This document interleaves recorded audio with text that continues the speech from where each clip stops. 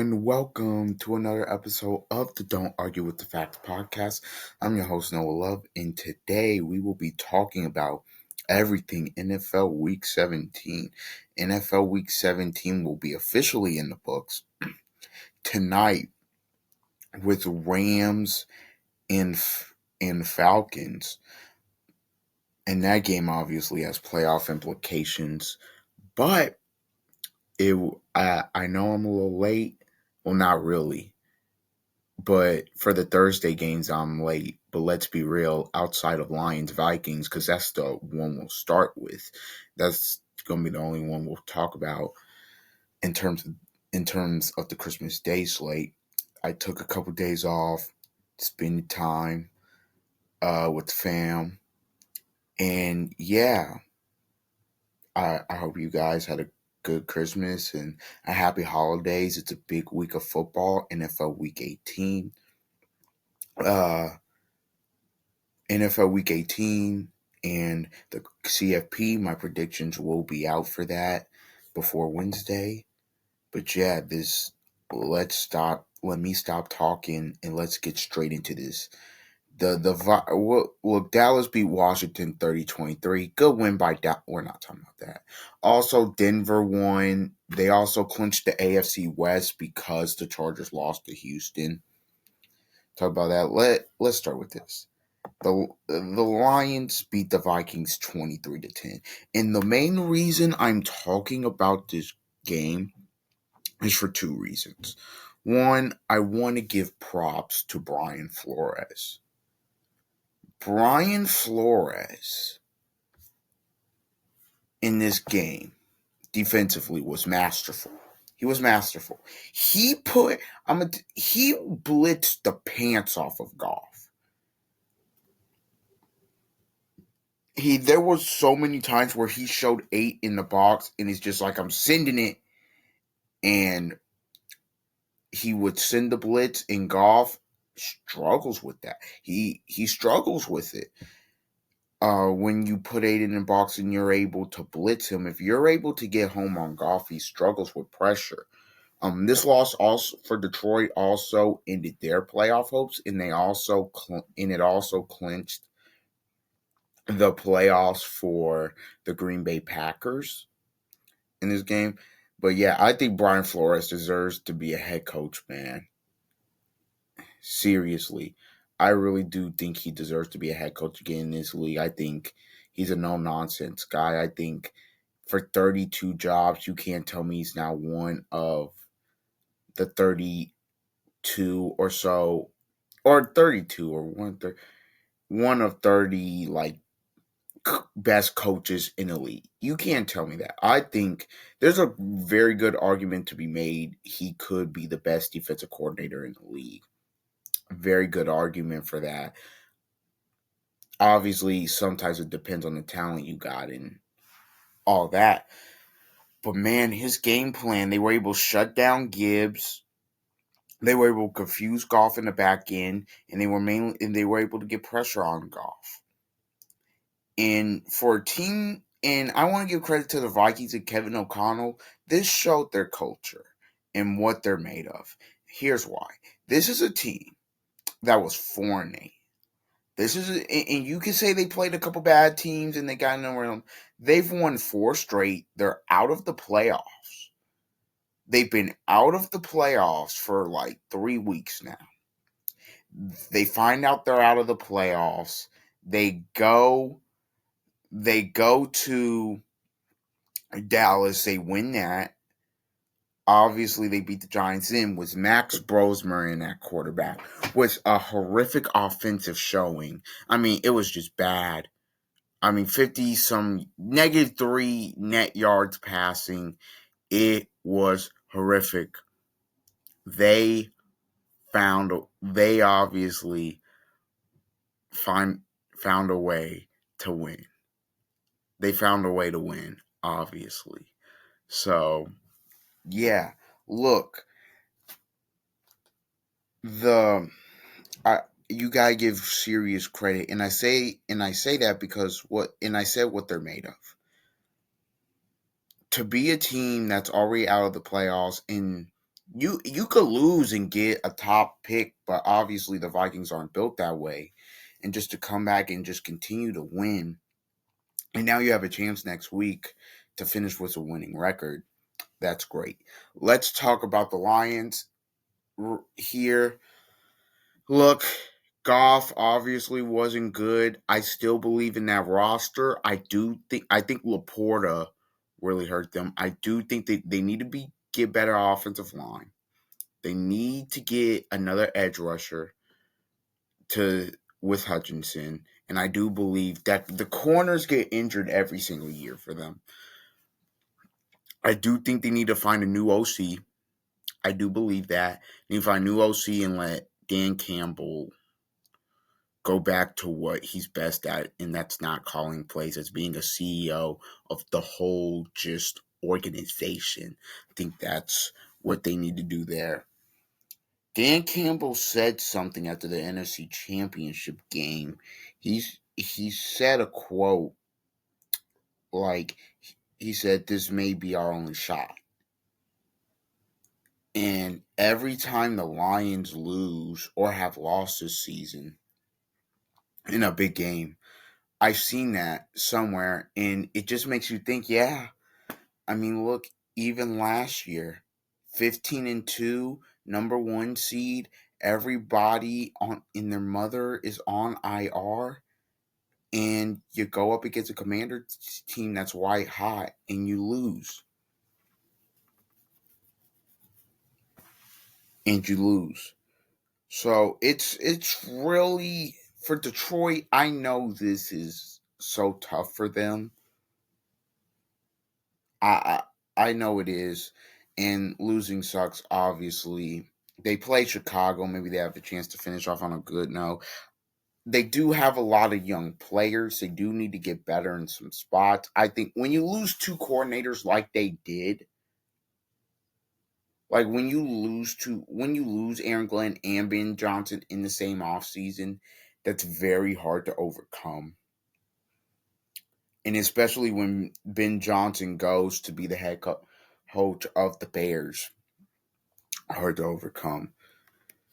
So yeah, look, Vikings win 23-10. It was a Vikings defensive masterclass. Lions, they have a lot of things they need to work on. This was just not a playoff team this season. Has some injuries, but they just weren't. And that's what it comes down to. And obviously if you're Brad Holmes, you have to do a better job. It's plain and simple. You have to do a better job. This all season, you're going to have to make some moves to get better. Okay, Saturday. Let's go to Saturday games. Houston beats the Chargers 20-16. This clinches a playoff spot for the Texans. The Chargers losing this game, which means they obviously don't win the AFC West after the Broncos have beat the Chiefs on Thursday night.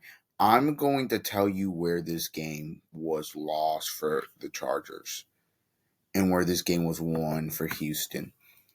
The obviously Cameron Dicker missed an extra point in a kick. I believe after they hit the big shot to Johnston to make it 14-3 in the 2 minutes left. It was closer to 2 minutes left. And it seemed like, okay, the Chargers are getting momentum. Herbert throws it to Gatson. Gatson drops it, turns into an interception. I thought Stroud kept the Chargers in the game. I really did. I thought there were a couple times where the Texans had a chance to stomp on their throat, and just really just kill them, and it didn't happen because Stroud threw interceptions mainly in the second quarter.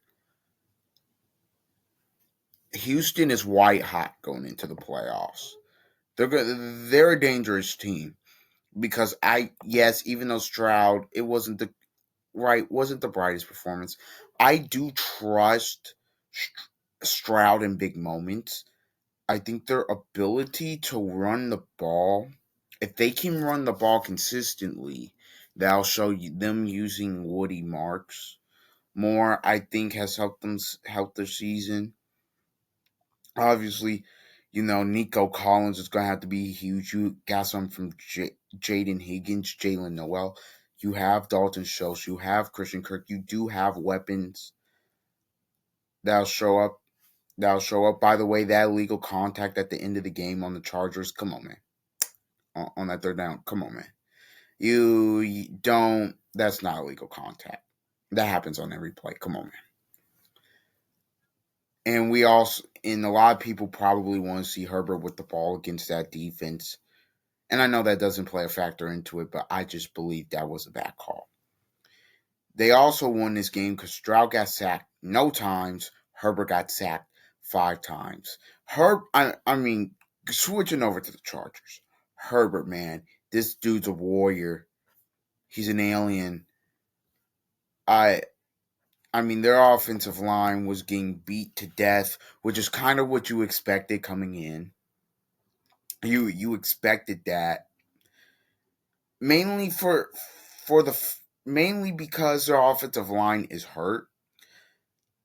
This year for the Chargers is this is so unfortunate that their 2 All-Pro tackles got hurt because honestly, I think this is a year where obviously in the AFC it's kind of wide open. I think this was a year where if the Chargers were healthy, they could go and win the AFC.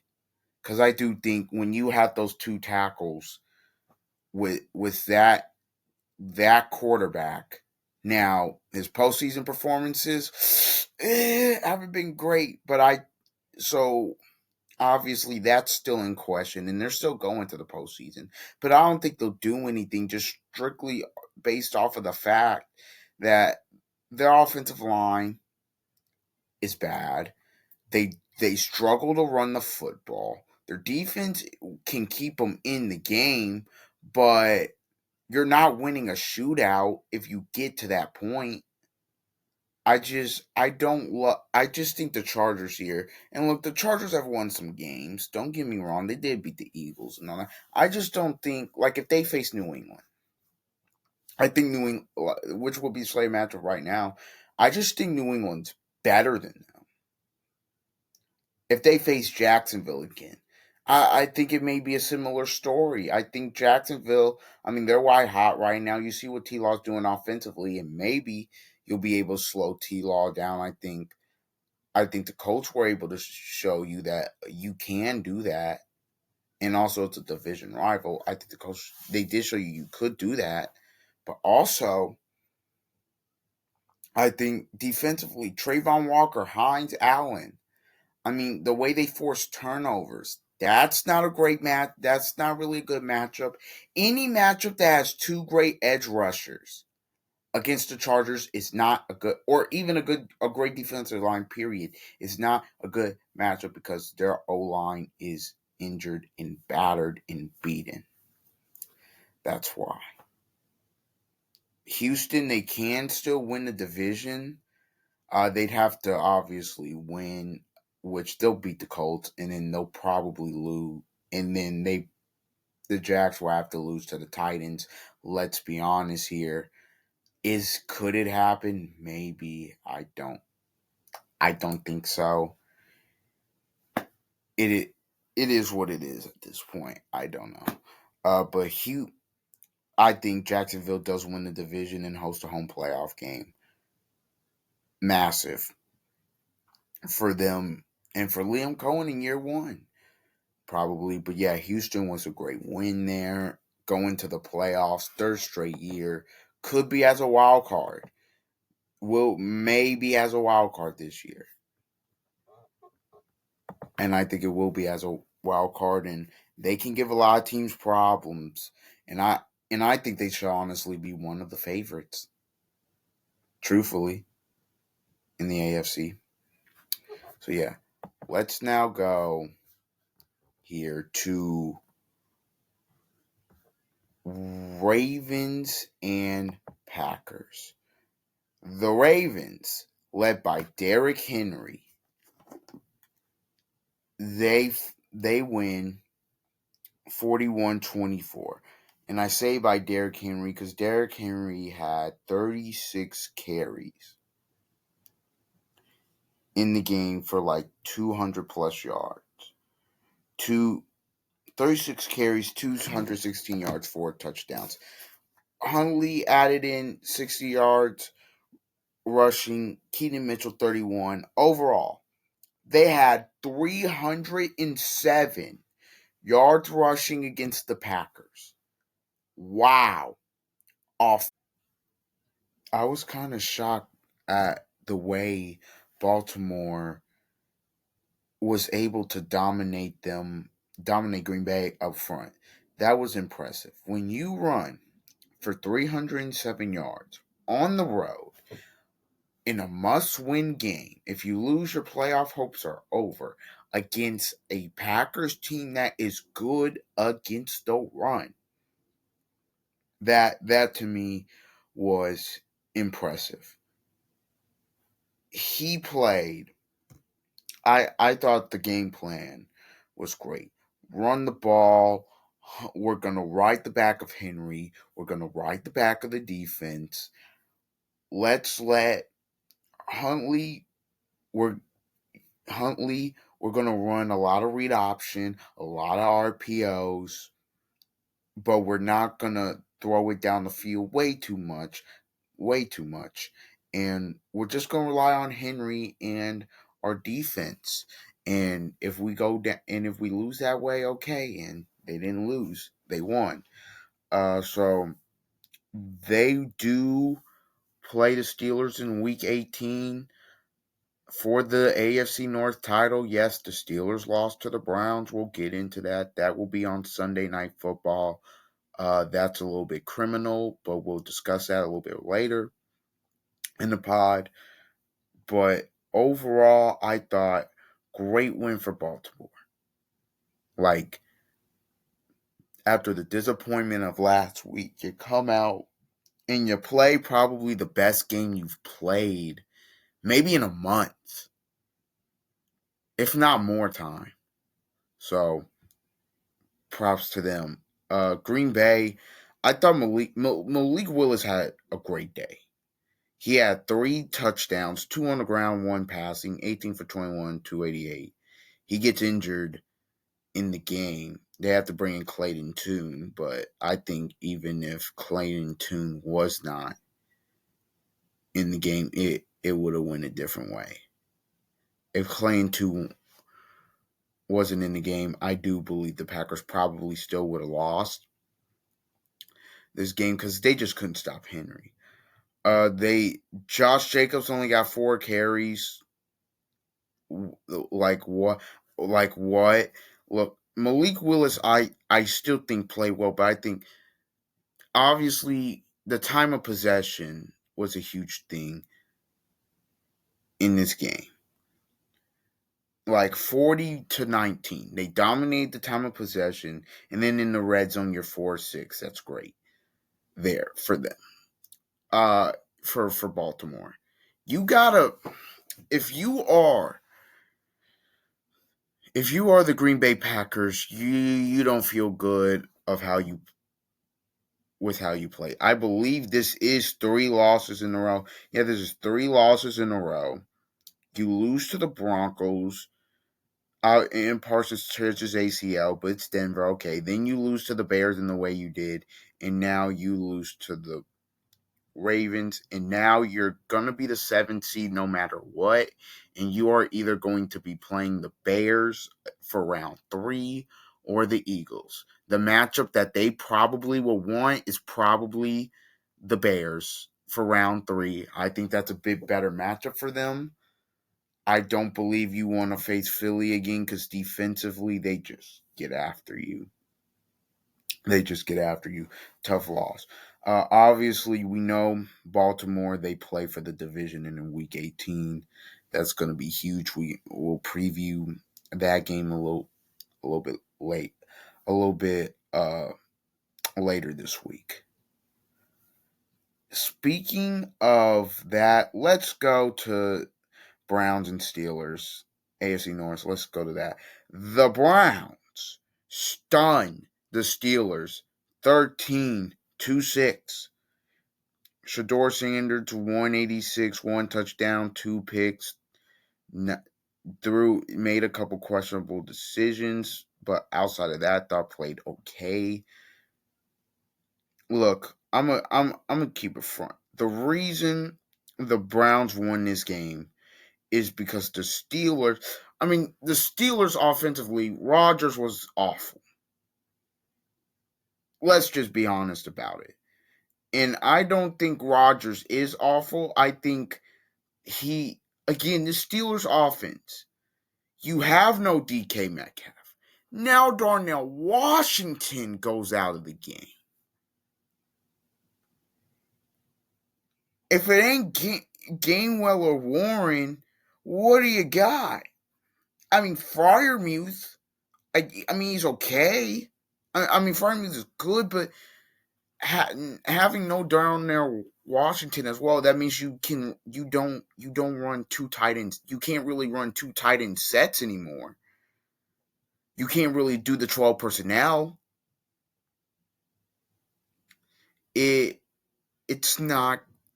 It wasn't good. It was ugly. Look, I'm gonna be honest. This year, the Steelers have been a disgusting watch at times. And I thought, look, they were turning a corner. 1-3 in a row. Defense was played well. Offense looked good against Detroit. And even in this game, I thought the defense played good. You can't overcome 13 points from the Browns.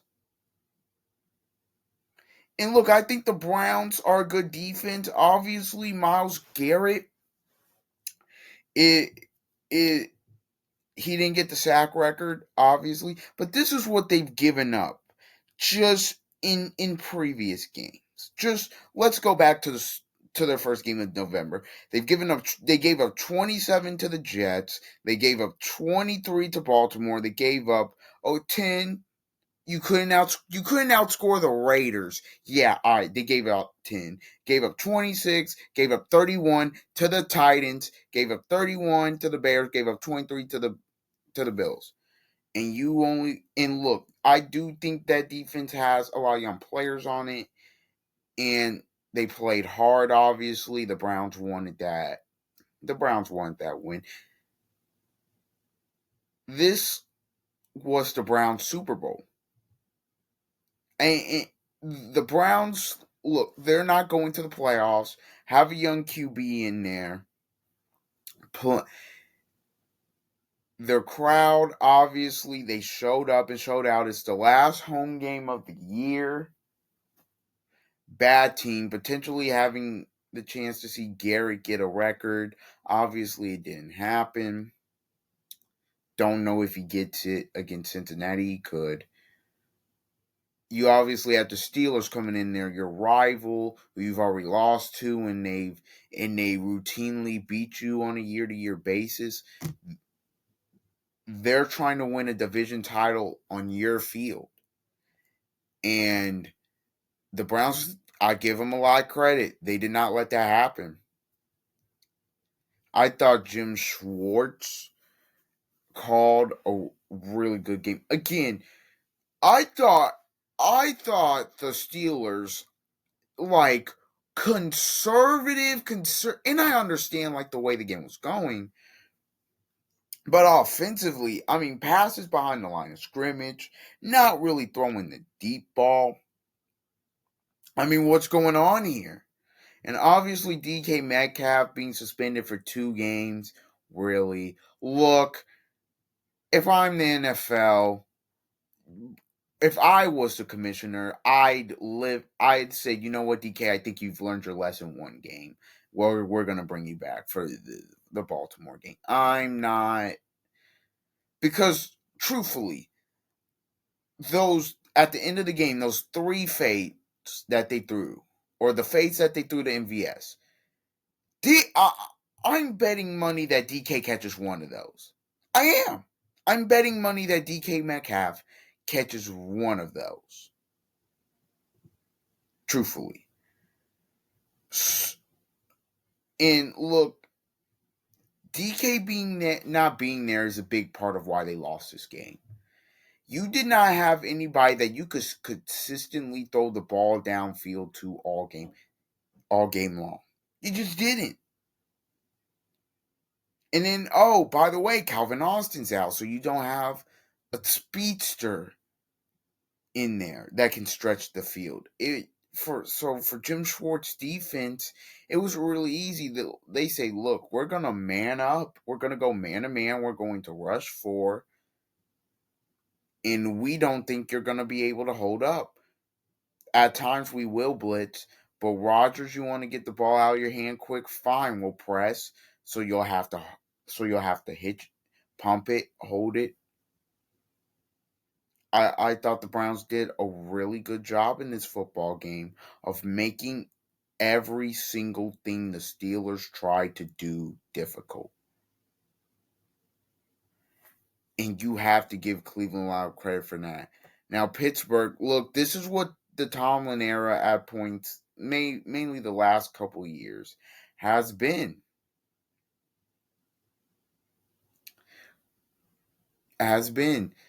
Look, the AFC North title is on the line at Cleveland, a bad Cleveland team, and you can't get it done. You can't score 14 points. You can't even score a touchdown in this game. Really? I mean, really? I mean, it's bad. There's no other way to describe it. It is bad. This is a horrific loss. Now your season's on the line. You're still going to be underhanded. Now it's win or go home. If you do not make the playoffs, whichever team does not make the playoffs, the noise is going to be loud in that particular city. If it's Baltimore, because they were preseason Super Bowl favorites, and I know, but to the people there, that matters. For Pittsburgh, it's obviously 9-8, and you missed the playoffs after having a 2-game lead with 2 to go, and the way your team has performed. Yeah, and then you bring in these veterans that say, okay, we're going to try to go make a run at this, and you don't even go to make the playoffs. That would be insane. That would be insanely tough and insanely frustrating. And so, yeah, I don't know. Look, that's going to be a massive stakes game, but the Steelers, they put themselves into the position. You lose to the Bengals on that random Thursday night. Obviously, don't have a good showing against the Chargers. You put yourself in this position. Obviously, this Browns game, you play down to competition. You put yourselves in this position. So we'll see how this works. Let's go to the Jags. The Jags beat the Colts 23-17 in a very ugly game. A good win for the Jags to go to 12-4. They got down 10-0 early, but was able to battle back. I really did feel like Trevor. He played okay. He had the one pick to Jermaine Pratt in the end zone. The Jags this season have just found ways to win. And last year they found ways to lose. This year they found ways to win. They've turned it around in essentially one off season. They turned it around. Like there isn't like this whole crop of new players here. Like most of these players were here last year. Outside of obviously Outside of obviously Jacoby Myers, and I mean I know Travis Hunter was a draft pick. Obviously, they get Greg Newsome at the deadline, but outside of that, it's essentially the same team, and they're finding ways to win, and their quarterback's on a heater. Until yesterday, their quarterback's on a heater. So Jacksonville is that sneaky team right now that is a contender, but nobody's taking them seriously because it's Jacksonville. Jacksonville can go into the playoffs. They beat Denver. They can beat New England because they can get after the passer. They can force turnovers. The only question about Jacksonville is 16. If 16 steps up, that's going to be a hard out. And they're going to have a home game in the first round. Now, depending on who that's against, we'll see. And then who knows if they win that, they'll go divisional. And depending on what happens in 2-7 game, who knows who they play. Heck, if the 7th seed pulls off an upset, you could have another home game. So you never know. With Jacksonville, really good.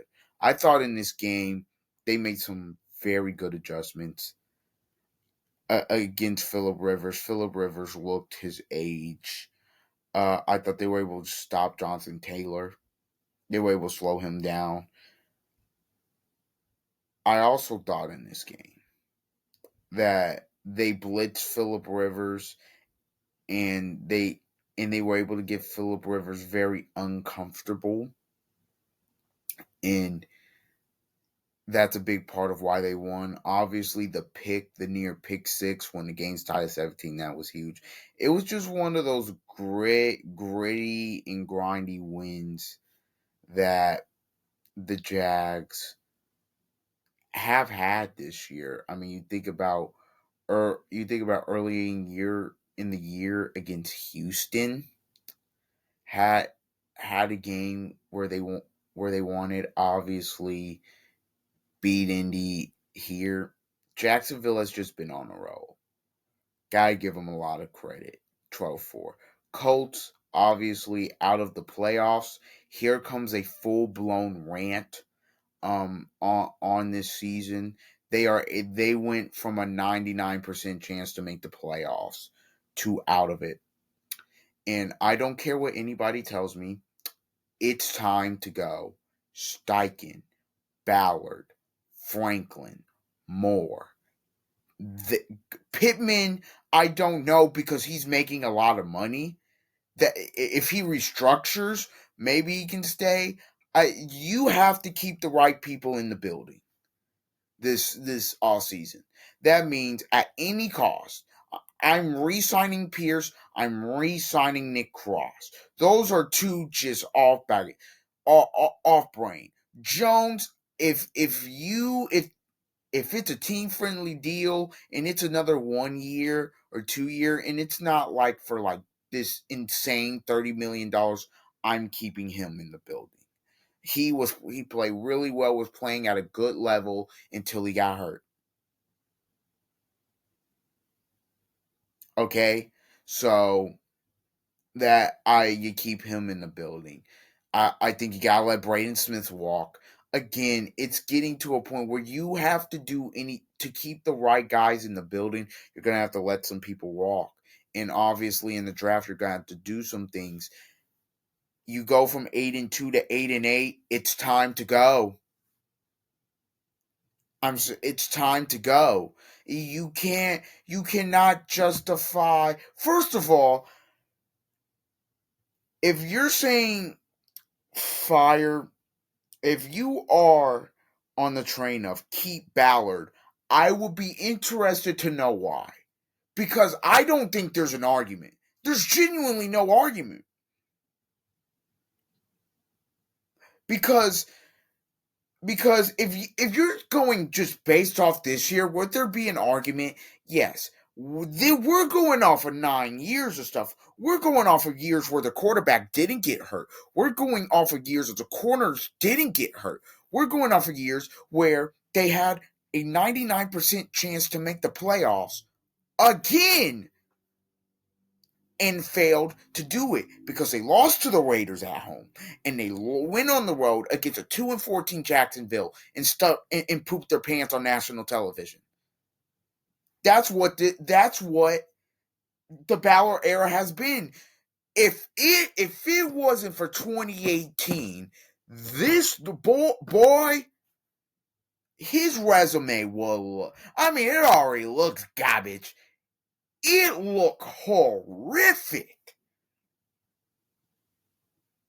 He's lucky 2020 happened. Quite frankly, again, it is year 9 or 10, and he's had 2 good years. It's time to go. And I know in his press conference last year he talked about, well, I don't care what anybody says. We were a good team in 21. Yeah, and then what happened? You blew it. Just like you blew it in 23. Just like you blew it this year. Just like how you blew it to the Giants. This is what the Chris Ballard era is. We're not going to be awful.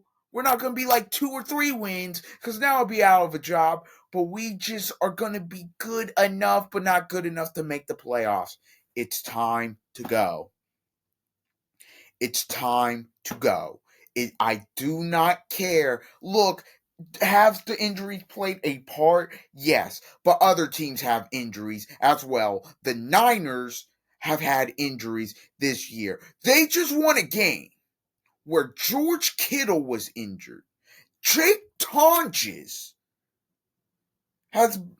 was their tight end. They've had their quarterback being out. Purdy's been out. Some offensive linemen have been out. Bosa out for basically the entire year. Warner out for basically the entire year. You lose Greenlaw in the offseason. Ayuk out the entire year. Probably won't play another snap in a Niners uniform again. And they're 12-4. And if they beat Seattle on Saturday night, they will win the NFC West and they will be the number 1 seed in the playoffs because the Niners have had a culture of winning big games. They've been to multiple Super Bowls.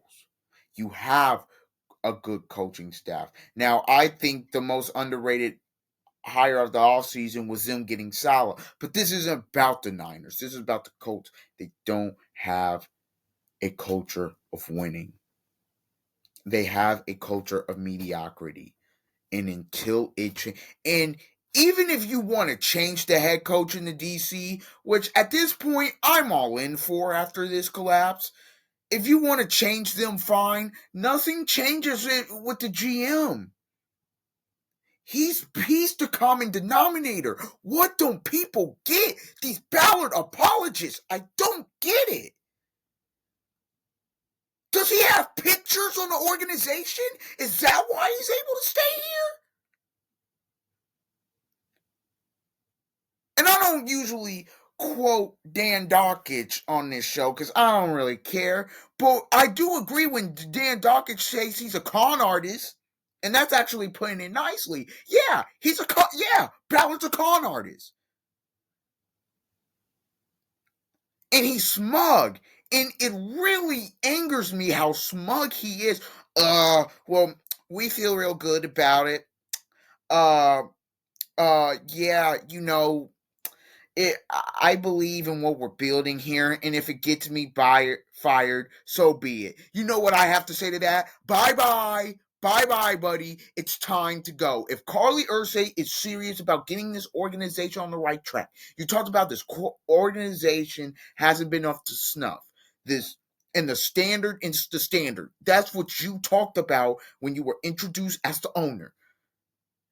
It wasn't up to the standard this year. Again, go figure.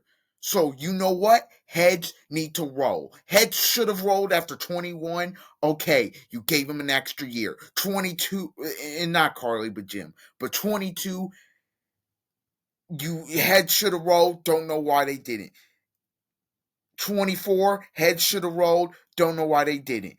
Carly, it's time to right the wrongs of what your father did not do. Because he probably liked Chris. Go figure. It's time to go. It is. I will continue to say it. It's time to go. Honestly, I don't know why I'm recording this at like 4:45. I don't know why he wasn't fired today. I don't know why he wasn't fired today. Truthfully, you're out of the playoffs. Get a week head start, but you know what? And if Shane, and if you want Shane to finish out the season with the guys, okay, it's time to go. And when you have your star running back liking tweets basically echoing what I'm saying about Ballard, that's not good. Basically, he feels the same way the fan base feels and how I feel. And it's going to be sooner rather than later that the key players on this team that are good are going to want to leave this organization because they don't want to continue to waste their careers away here and not win anything. Because this has gone on for too long. Ballard, bye. Let the GM decide on Steichen. At this point, Steichen, bye. You don't just. One person is not responsible for this collapse. There are people upon people that are responsible for this collapse. Honestly, here's what I do. See, I was gonna get into I was trying to be the analyst, but now, we ain't doing that. This is what I do. I'd fire Chris. I'd fire the coach. Honestly, as a head coach, my first call is Brian Flores. And you can say, what has Brian Flores won? Well, he had Miami going in the right direction, and he was clearly right about Tua. And that Miami's not even a serious organization because the GM and the front office wanted him to tank. And they went from 5 wins to 9 in 2 years. You only gave them 2 years. With that roster at that time, this is pre Tyreek Hill, by the way. Pre Waddle. That defense was tough. They were tough and they were physical. And I'm not even thinking 3 years. Excuse me. They won 11 games. And then obviously 9 because Tua got injured and all that. But they won 11 games. They were going in the right direction. They were going in the right direction. So excuse me, I got the timeline wrong. They went from 5 to 11 to 9, but they were going in the right direction. They were winning consistently. Is the point? With a quarterback that clearly is not good enough, as you're seeing now, he's benched. So I'd do that. I'd clear out the linebacking room. I'd get a new right tackle. Or if you want Jalen Travis to stay there, I will. You can do that. Uh, Obviously, I'd re-sign Jones, not to 30 mil a year, but depending on the market, I'd re-sign Jones if he's ready for if he's on track to be ready for week 1 next year. Cool, let's get it rolling. Again, the coach, we'll see. I would take Flores. Look, honestly, somebody's gonna want the job. No, because even like people said last year, same thing. Oh well, who will want the Saints job? And then Kellen Moore takes it, and I think the Saints, side note, doing 1-4 in a row, shooks the franchise quarterback. We can get into their off-season outlook at some point in the new year, but yeah, somebody will want that job because there's only 30 some of them. So yeah, that's my rant. Full blown rant. Full blown rant. No division titles, and I already made a full video on it, so that's why I'm not going to elaborate any further on that. Okay, Patriots beat the Jets 42-10. not really going over that. The Patriots did what they were supposed to do. They dominated a bad team. And by way of the Bills losing to the Eagles, which we will get into that in a minute, the Patriots have won the AFC East. Now, let's get into the NFC South. The Dolphins beat the Bucks 20-17. Bucks, what is happening? Baker played okay. They threw the ball 346, 2 touchdowns, 2 picks. Jalen McMillan, Godwin had a day against Miami. The reason the Bucks did not win this game is Baker Mayfield. People will try to blame Todd Bowles. It's not. Look, I'm a Baker Mayfield guy, but I'm also here to give you raw and honest opinion. Baker's been bad for the good part of 2 months and nobody's talking about it.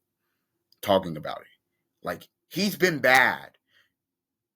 So you can blame Todd Bowles. And look, there's plenty of blame to go around for Todd Bowles for a collapse like this as well.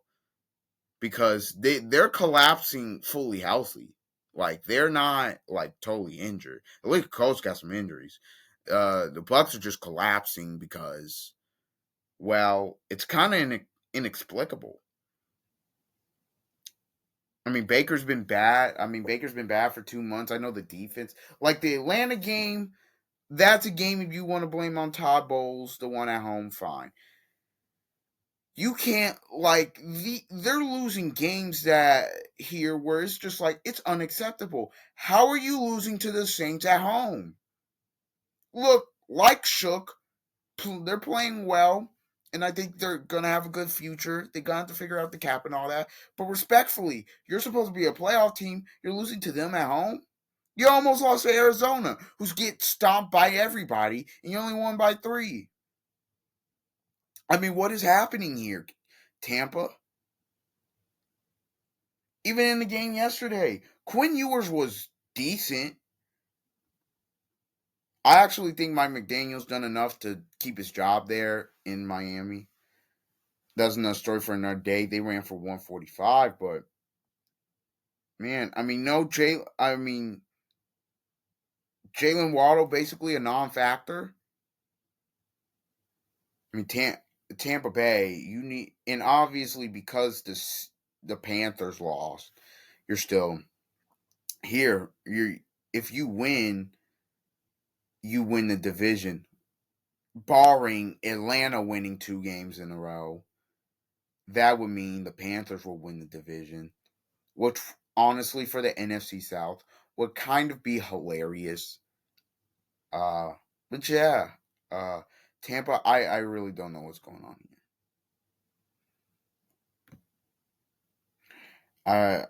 I don't know. Like, yes, Baker's been bad for a better part 2 months, but there's some games in this stretch that they should have won that they have not been able to win because of him, because of Baker, and also because of it's just a total collapse.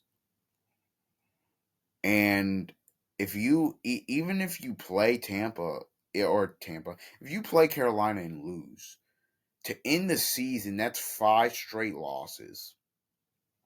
There was a point where you were 6-2.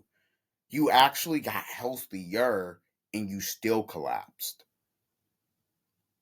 Yikes. It's not looking good. You had the same record as the Dolphins now. It's not looking good. Seattle dominates 27-10. I'm just going to be honest with you guys. This game was very ugly. Some good defense as well, but very ugly. Bryce, it was hideous for the Panthers side. Sam Darnold looked like Joe Montana compared to Bryce Young, and he only threw for 147 yards. That's kind of how bad it was. 24 pass, 24 passes for 54 yards. What is happening here? Seattle's defense was all over them. Seattle's defense was great. I also thought there are obviously some plays that shift the game. The 3rd and 21 face mask. I think that's also a play that very much shifted this game late at 17. I believe it was 17-10 at that point. And basically, the Panthers about get off the field and you get face mask. It's not great. Look, I thought Carolina's defense played well enough at times to win the game. I thought they were able to force some turnovers. Thought they got some big time stops, but offensively, I mean, Seattle couldn't do any. I mean, Carolina couldn't do anything offensively. When you can't throw the ball, it's gonna be kind of hard to score, especially on that defense. So yeah, barring Atlanta winning 2 in a row, which what happened, Carolina plays. Carolina will go on the road to play Tampa for the NFC South title Saturday afternoon, and the Seahawks will go on Saturday night and play the Niners on the road for the number 1 seed in the NFC West.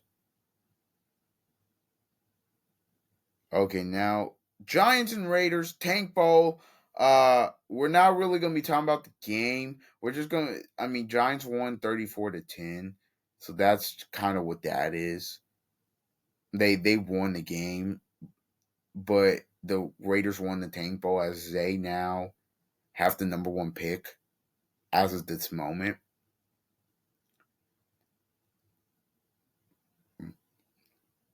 So I guess, yeah. Look, Max Crosby said he was good enough to play. The Raiders said they were putting him on IR. Both teams were putting players on IR. Or both organizations, again, trying to get the number 1 pick. Giants, you'll be okay because you do have your franchise quarterback. You have the number 2 pick. Obviously, you could trade down and get a boatload of picks and maybe even a player. The Raiders number we'll see who they take at number 1 if they're able to stay there, barring that they beat the Chiefs next week, which I don't expect them to do. In what has been a painful season, obviously for Kansas City and Las Vegas. So yeah, Max Crosby left the facility. He said, "I'm good to play." And the Raiders are like, "No, we're going to shut you down." And will that be the last time he plays in Vegas? I'm not sure. Could have been the last straw with the organization. I don't know. But yeah, there's that. All right, let's go to Eagles and Bills. The the Eagles find a way to beat the Bills 13-12. I just got to say this from a defensive standpoint. Eagles, fantastic game. Fantastic. I thought that defense is so good. Vic Fangio has got these guys playing. Marcus Epps, Hunt, DeJean, Jordan Davis, obviously. Jalen Carter blocks a PAT, which ultimately is kind of the difference in this game. Because if he doesn't, Buffalo is they kick the PAT at the end of the game to try to win it. They're not going for 2 in that situation. Even though, and going for 2 there, the here's my issue with it. You get the ball in overtime. And I feel like the longer that game went, the more it favored you.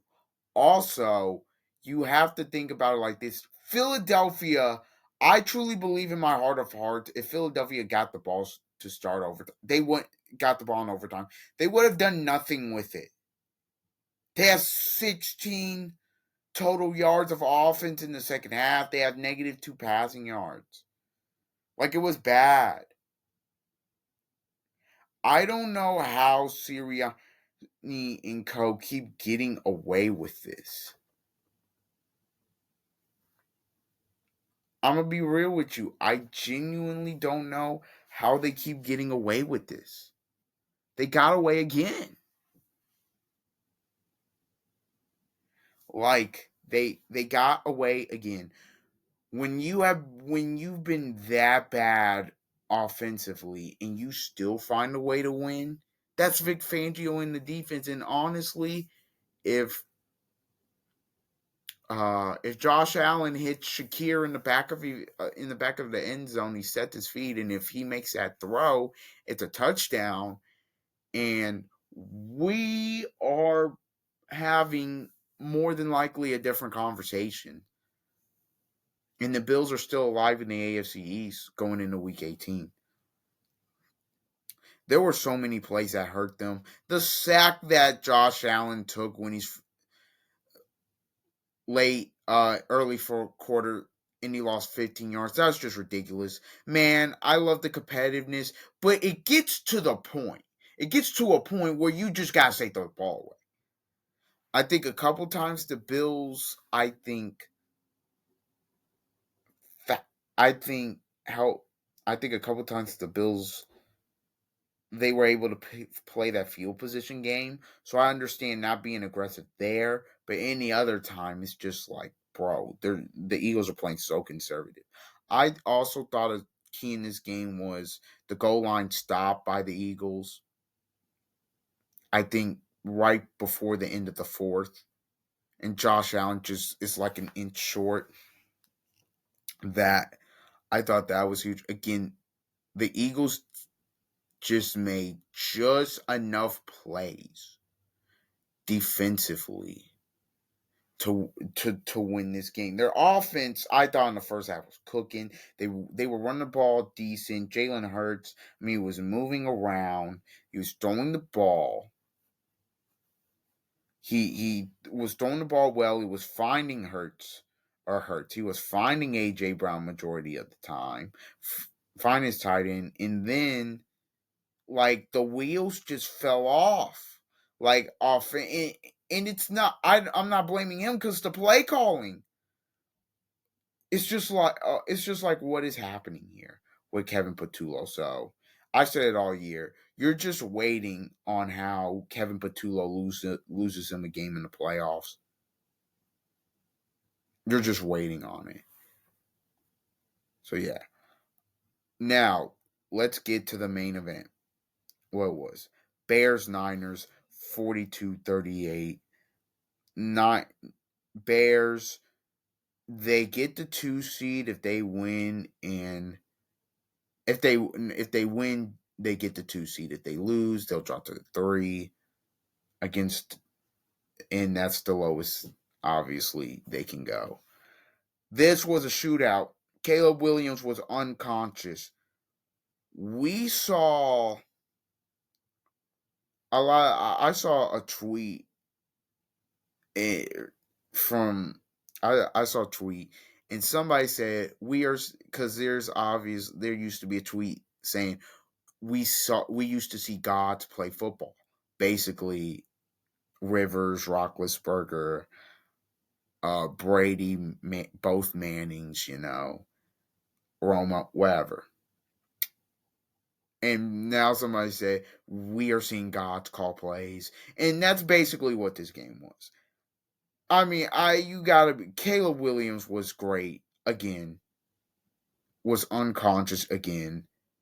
Brock Purdy, man, for a lot of the hate that he gets, you have to give him credit when he plays well. Purdy, the anticipation was there. I thought the reason they won that game was because he used his legs. And how about Christian McCaffrey? 23 carries, 140 yards, a touchdown. Purdy had 2 rushing touchdowns in the game, 3 passing touchdowns, had 5 total touchdowns, 1 pick. His receiving core, Ricky Pearsall, Jake Tonjes, Jawan Jennings. They were able to get everybody involved. And I think what you saw from the San Francisco 49ers is Kyle Shanahan being just an absolute wizard. And this offense right now is on a heater. 42 against the Bears. You get 48 against the Colts. You get, I think they had 37 against Titans. This offense right now is on a heater. And Brock Purdy's playing great. And now they have a game for the division in the 1 seed against Seattle. Against Seattle. And that's just, I mean, with all the injuries they've had, if they're able to pull this off and win this game, I think Kyle Shanahan should be in contention. Or he should, I'm not even contention. He should be coach of the year. I book that. I book to the moon. Book it. I think he should be. I thought it was great. And it came down to the final drive. Obviously, the Bears had a couple crucial drops. And I thought Caleb Williams was going to find a way to do it again, and he didn't. DJ Moore was open, but by the time that happened, the pressure got flushed, and Caleb Williams kept it alive, and he threw it incomplete. I thought the Bears in this game showed a lot of guts. Thought they showed a lot of heart. I thought fighting to the final play and almost finding a way to win that game. Great. I just think both quarterbacks play great. I just think Purdy was, I think, in key spots a bit better. And I also think having Christian McCaffrey give you the performance that he did, I also think he was a deciding factor as well. And so now both teams, Seattle and San Francisco. I just got to talk about the schedule real quick. And I know, like, it doesn't matter. What in the heck? First of all, Romo and Nance probably got screwed. I mean, I think CBS and Fox, I mean, some of these games, they didn't get one of the marquee ones. You couldn't even get Fox, Seahawks, Panthers, Bucks. Like, it's not great there. Why is Seattle and San Francisco playing on a short week?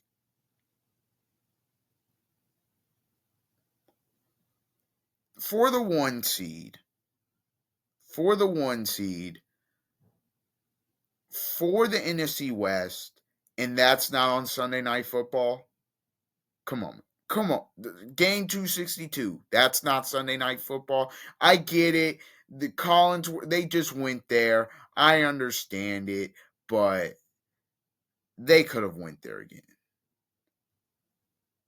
And look, shout out, Buck and Aikman's going to have that game. So that's going to be great for them, obviously. And I know they're going to be happy. That's going to be an insane game. This is going to be the second time in 6 years that it's basically been winner wins the NFC West. Loser is a wild card in the playoff. You saw it in 19 under the old playoff format in Seattle, where it was Niners in Seattle. And the winner of that game, you saw San Francisco. They obviously got first round bye, went to the Super Bowl that year. Seattle had to play Philly, then had to go to Lambeau and lose. And they lost. So we weren't gifted. They had already played twice. San Francisco's going to have confidence because San Francisco's already beaten Seattle. Week 1 in the beginning of the season. Now, these are two different teams right now, obviously. Niners were more healthy. Seattle didn't have Shaheed yet. Whole thing. So it should be a very great game, interesting game. early keys, I think, will be the run game. I think Seattle's going to have to use K9. I think the main thing is can you slow down Christian McCaffrey? Because San Francisco is going to try to use him in so many ways. Run game, pass game, motion him out, play him at slot, may play him out wide. You just never know. And then for Seattle, it's going to be about Darnold overcoming the moment.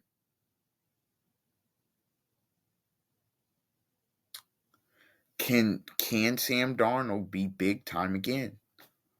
Can he be big time? Can he play a full 4 quarters of big time football? We'll see, man.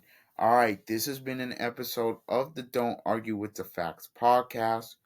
Please like, comment, share, and subscribe. And until the next time, see ya.